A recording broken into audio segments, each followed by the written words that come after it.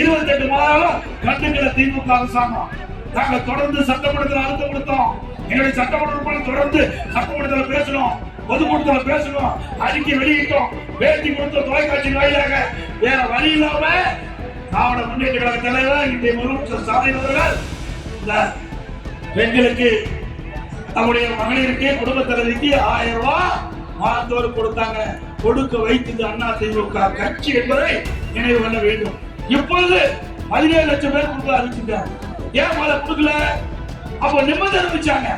இப்ப நிபந்தனை தளர்த்தி 17 லட்சம் பேருக்கு இன்னைக்கு அந்த உரிமத்தை கொடுப்பதாக சொல்லி இருக்காங்க. இதுல இருந்து என்ன தெரியுது? இன்னும் 5 மாசம் தான் கொடுக்கணும். திமுக ஆட்சியுடைய ஆயுள் காலம் 5 மாசம் தான். அதுக்கு பிறகு திமுக ஆட்சிக்கே வர முடியாது. அவ்வளவு ஊழல் செஞ்சிருக்கிறாங்க.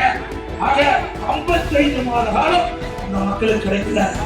இப்ப நிபந்தனை தளர்த்தி கொடுக்கிறீங்களே 17 லட்சம் பேருக்கு, அப்பொழுதே நிபந்தனை தளர்த்தி கொடுக்கப்பட்டிருந்தா அவளுக்கு 32 மாதம், அவர்களுக்கும் மாதத்தோறும் 1000 ரூபாய் கிடைச்சிருக்கும். இந்த குடும்ப தலைவர்களுடைய கஷ்டத்தை பார்த்து கொடுக்கல. அடுத்த ஆண்டு நடைபெற்ற சட்டமன்ற பொது தேர்தலில் 17 லட்சம் பெண்களுடைய ஓட்டு தேவை வைத்தது அண்ணா திமுக கட்சி என்பதை நினைவு கொள்ள வேண்டும். இப்பொழுது 17 லட்சம் பேர் கொடுக்க ஆரம்பிச்சிருக்காங்க. ஏன் முதல்ல கொடுக்கல? அப்ப நிபந்தனை வச்சாங்க.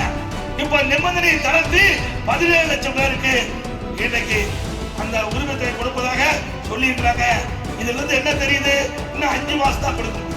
திமுக ஆட்சியுடைய ஆயுள் காலம் 5 மாசம் தான். அதுக்கு பிறகு திமுக ஆட்சிக்கே வர முடியாது. அவ்வளவு ஊழல் செஞ்சிருக்கிறாங்க. ஆக 55 மாத காலம் அந்த மக்களுக்கு கிடைக்கல.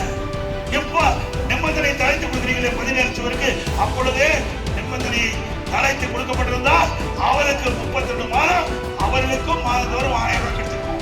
இந்த குடும்ப தலைவர்களுடைய கஷ்டத்தை பார்த்து கொடுக்கல.